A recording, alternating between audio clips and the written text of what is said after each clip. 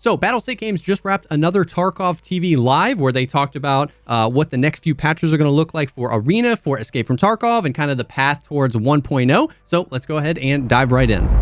So the first thing they kind of blew through some of the details about like some shows that they're going to be at. I'm going to try and keep this to just like the big information regarding Arena and Escape from Tarkov. They said a new roadmap will be available. It's not posted at the time of this recording. If it is while I'm editing, I'll post it here. If not, I'll paste it down in the comments below for the new roadmap for Tarkov and presumably Arena as well. They talked a lot about Escape from Tarkov Arena and kind of walking back the whole like emphasis on esports and how it had always been a part of their plan to make it really linked with the main game, Escape from Tarkov. And so a lot of features are coming that you're going to have to play Arena to engage with Tarkov, and they're kind of leaving behind, seemingly for now, the whole like this is an esport type thing. But to get into that, there's a new trader named Ref.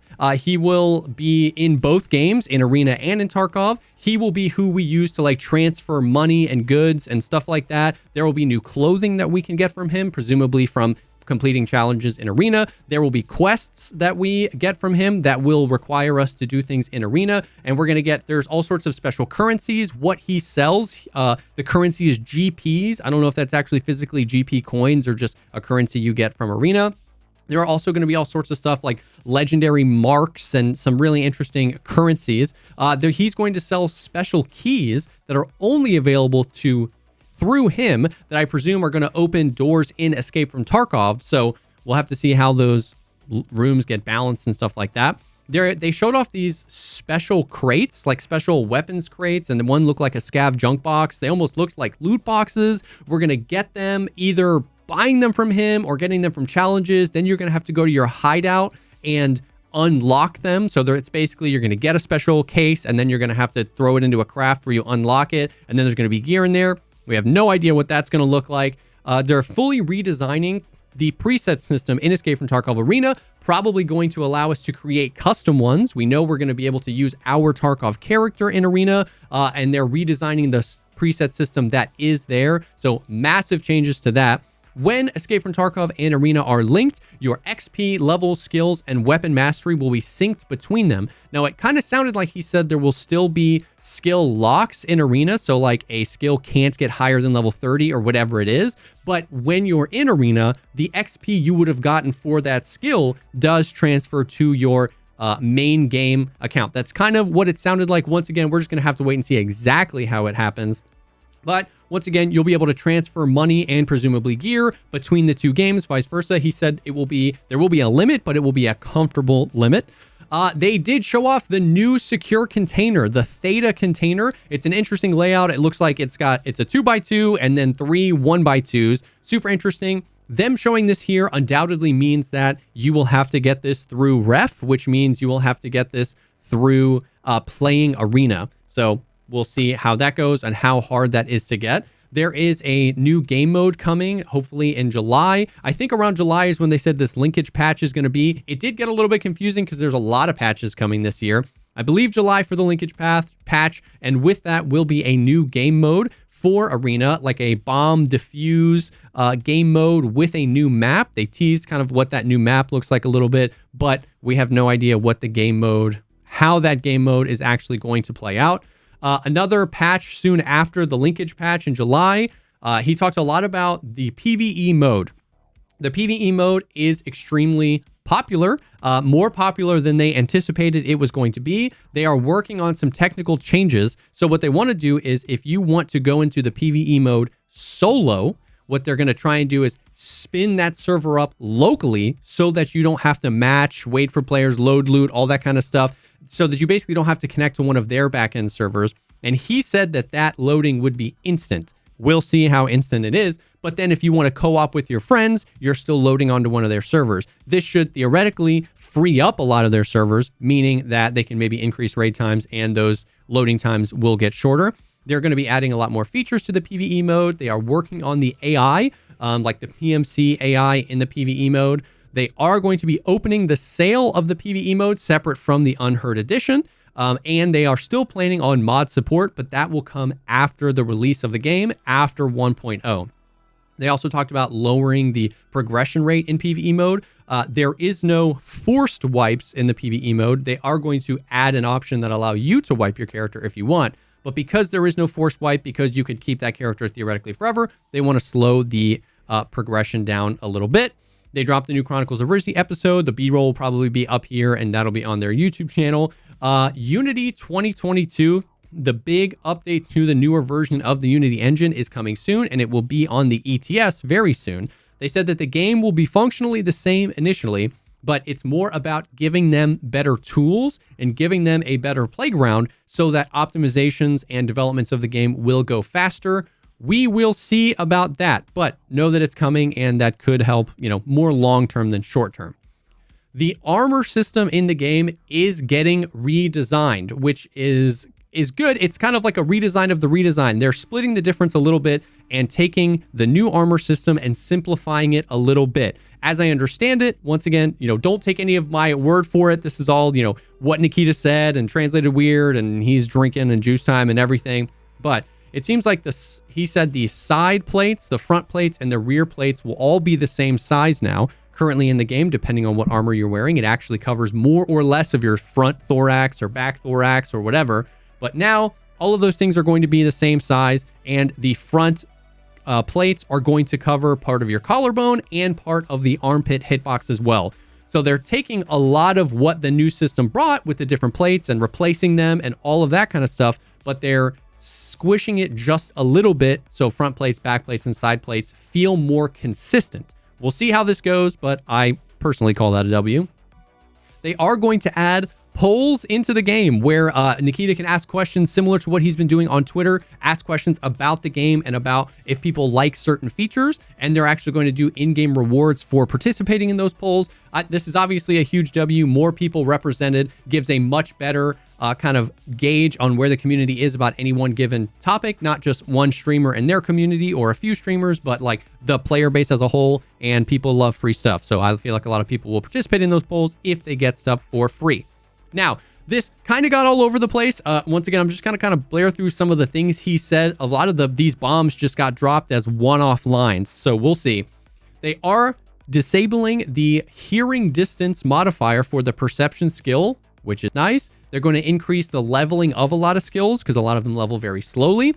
They're going to reduce the recoil of bolt actions and increase the spawn chance for more optics. They are soon going to be adding the new quest line named Nostalgia, which is what will allow people without the Unheard Edition get the bigger pockets and some of those other things. They are working on an option to, like we said, wipe the PvE mode, compensation for if you report a cheater and that cheater does get banned, some sort of compensation for that, incentivizing people to report suspicious encounters, I guess, and a customizable wish list on the flea market. A big bomb got dropped, which is that currently the plan is that the flea market will remain like it is now through to the next wipe. So that means there will be no requirement that what you want to sell in the flea market has to be found in raid. There, I can make, and probably will make, a whole video on this later. There are lots of questions because the quests are still one way and this is the other way, but it seems like they're moving forward. They're keeping the non-founded raid flea market. They're also working on a separate hardcore mode and hardcore character. No time frame on that. I wouldn't expect that for a very long time. And they are working on allowing you to access your stash and even your partner's inventories while you're loading into the raid. Once again, no time frame on that. Now, patch 14.8.9 is a patch that's coming sometime in the early summer, I think June or maybe July, with some of these smaller changes. One of the changes is like the cultist jacket is finally being added with a deployable hood. But the big meat is that the wipe, which is what you guys are looking for, the wipe is happening in 0.15, and that will happen in early August. They're going to try and stack a bunch of stuff between now and then, a bunch of events and stuff like that, but the wipe isn't happening until early August. Right now they have most of the team working on 1.0. That is their big focus for the game right now. Storyline quests, the graphics overhaul, and a ton of new content, but they are trying to fill out this 0.15 wipe to be pretty big. They are adding several new hideout zones. One looks kind of cultist theme. One looks like an updated weapon wall, which is kind of cool. They're adding new guns, the Desert Eagle, the SR3, the M60, and a family of Uzis, it seems like. They are adding bipods, functional bipods, and the ability to brace up against like a wall or cover, even if you don't have a bipod on your gun, reducing the recoil. They are completely reworking Factory with new graphics, he said. Not sure exactly what that means, not sure exactly how similar it will be, but they're reworking Factory. But he said they want to do some sort of events that keep the old Factory. We're not sure if that's permanently or just when they're doing special events, but big Factory update. Map-to-map travel and mortar strikes seem like they will start with events where a quest line pops up and you have to, go through these maps, map-to-map travel, or you have to avoid these areas, and then will stay and remain as part of the game after that. He said they didn't show any details about either one of those things, and he said that stuff is coming later. So we still don't know how moving through the maps is going to happen, and we still don't know what's going to cause the mortar strikes or the red zones, but no, they are coming. In patch 15, finally, we're getting tripwires and landmines. Players and AI will be able to place tripwires and landmines. You will be able to basically booby trap dead bodies. And then with that functionality, you will also get the ability to disable those booby traps if you are aware of them. We'll see how that goes. There's a new boss coming called Partisan, not sure how to pronounce that. And that's kind of his whole thing. When you fight him, the whole area he's going to be in is going to be super booby trapped and landmines everywhere. And with him is also coming PMC Karma.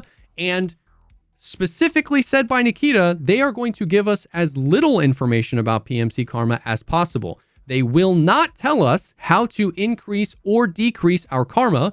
That will be something we have to figure out on our own, which is fascinating, but that will be a thing. They're working on a few smaller things with the wipe as well, like the gear clipping. If you've got a bunch of gear on, you can kind of tell that some things clip through another thing. They are adding a selected kind of like a healing wheel for grenades. You'll be able to put your flashlights on hold. So you can actually it's almost like a pressure pad. You can just hold T, and then when you release T, it turns off. And they're adding armbands for both shoulders, similar to Arena, which should help with, identifying teammates and stuff like that. They've got a bunch of technical things that they're working on, more UI changes and a bunch of back-end stuff.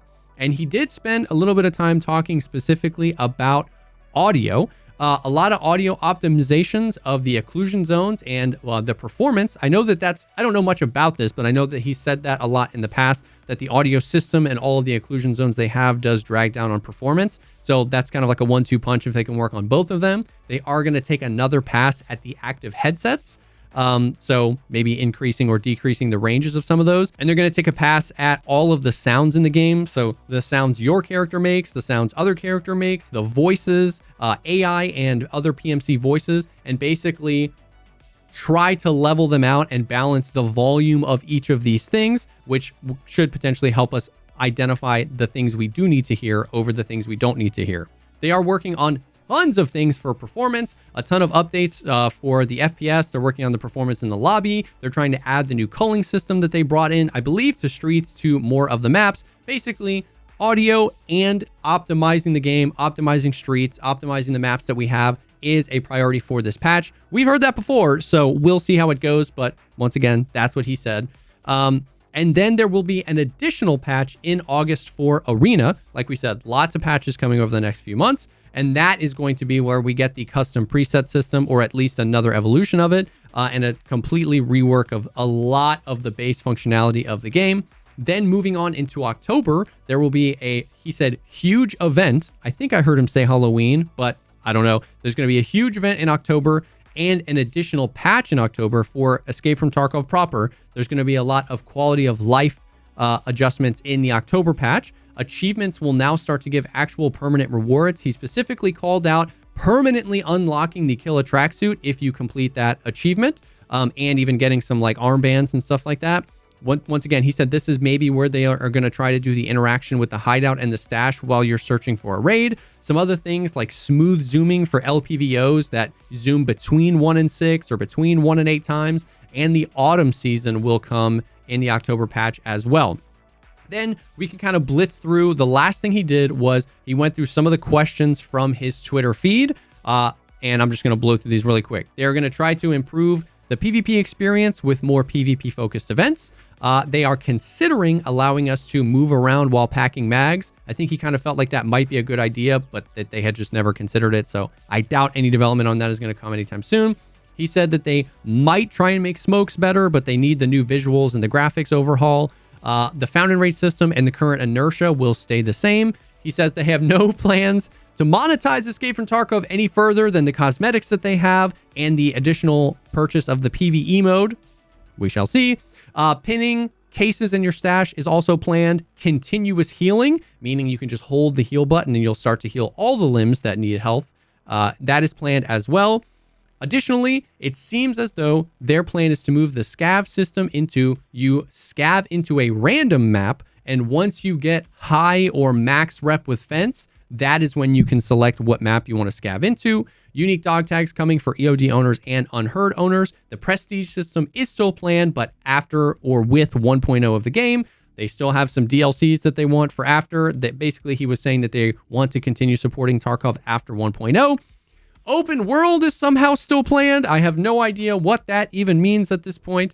And they are considering a specific solution. They have something in mind for kill cams. I don't know if that means they're going to be saving the raids and you can access them and download them and view them after. I think it's pretty safe to say that that would have to be after a raid is over. But he said it moved from something that they thought would be cool to now they have something in mind. And also apparently he did mention that they are reworking the spawn system as well. So I know that that was a lot of information. This was a very information dense podcast. I tried to get through the most important things kind of in the order, try to group them up and in order of how he talked about them. But let me know what you think down below. Are you excited for any of these changes? It seems like they are actually kind of interested in what the community has to say and are providing ways for the community to be even more vocal, which is kind of nice. So let me know what you think. If you like this video, think about dropping a like, commenting down below, or subscribing to the channel for more content like this. I stream Escape from Tarkov on Twitch and here on YouTube. All my links will be down below. And if you're looking for people to play Tarkov with, our Discord is an awesome place to be. That link is down below as well. Thank you again for stopping by, and I will definitely see y'all on the next one.